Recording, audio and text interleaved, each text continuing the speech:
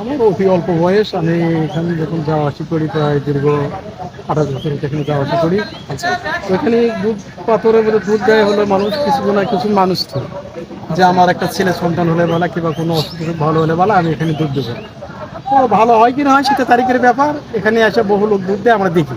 আচ্ছা কিন্তু উদ্দেশ্য একটাই, যেখানে ওই যে কোনো একটা উদ্দেশ্য নিয়ে আসে। আচ্ছা, সেটা কি মুসলমানরা করেন নাকি সবাই, সবাই? হিন্দু মুসলমান সবাই করে, সবাই দুধ দেয়। আচ্ছা আর সবচেয়ে বড় কথা হলো কি, এটা এক সময় আমাদের আমরা দেখছি হাতি দিয়ে নিয়ে এসে এখানে ওই চেষ্টা করেছিল তোলার জন্য করে। এই পাথরটা হ্যাঁ, একটা কোন পর্যন্ত লড়তে পারেনি, কিছু করতে পারেনি। এটা তো বাস্তব, আমরা নিজে দেখছি। আপনি নিজে দেখছেন। আপনার বাসা হ্যাঁ, কোথায়? আমার বাসায় শিবগঞ্জ। শিবগঞ্জ। আর এই শিবগঞ্জ থানা, শিবগঞ্জ জেলা বগুড়া। আচ্ছা আমার গ্রামের নাম বগিলা করে। আচ্ছা আচ্ছা। আমার নাম মোহাম্মদ মজদুর হোসেন। আজকে আপনি এখানে কিসের জন্য আসছেন? আমি মাথার সাথে আসি, আমি গান লিখি। গান লেখেন? হুম, কোথায় গান হয়?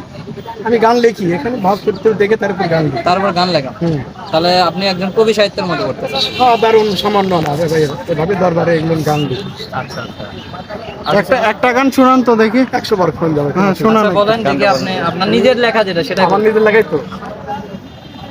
হাজার হাজার মানুষ আসে, হাজার হাজার মানুষ আসে সন্তান বাবার দরবারে, যার যত ব্যথায় আছে প্রকাশ করেন তার কাছে, যার যত ব্যথায় আছে প্রকাশ করেন তার কাছে। আল্লাহ পাকের খাস রহমত, আল্লাহ পাকের খাস রহমত সন্তান বাবার ওসিলায়, হাজার হাজার মানুষ এসে এই পথ থেকে মুক্তি পায়, হাজার হাজার মানুষ এসে এই পথ থেকে মুক্তি পায়।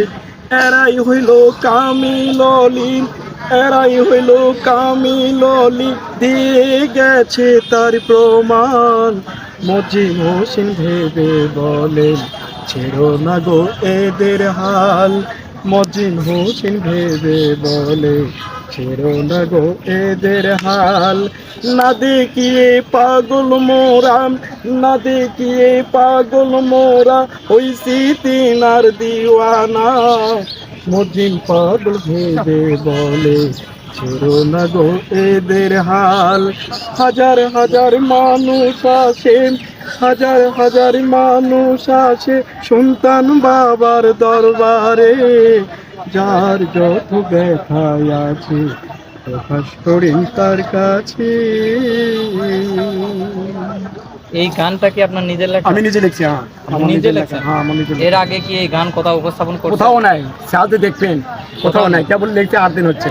8 দিন হচ্ছে? হ্যাঁ, গান সেটা এখনো আমাদের সাজাইনি, তারপরেও আচ্ছা, গান আমি। এই যে আমাদের শোনালেন, এখন তো হ্যাঁ। আমরা এটা আপলোড করে দেবো, সেটা কোনো সমস্যা হবে না? না, কোনো সমস্যা নাই, দিলাম। আচ্ছা, আপনার তরফ থেকে তো কোনো বাধা নেই? কোনো বাধা নেই আমার। থ্যাংক ইউ সো মাচ, খুব সুন্দরভাবে আমাদের হেল্প করছেন। অসংখ্য ধন্যবাদ আপনাকে। ভালো থাকবেন।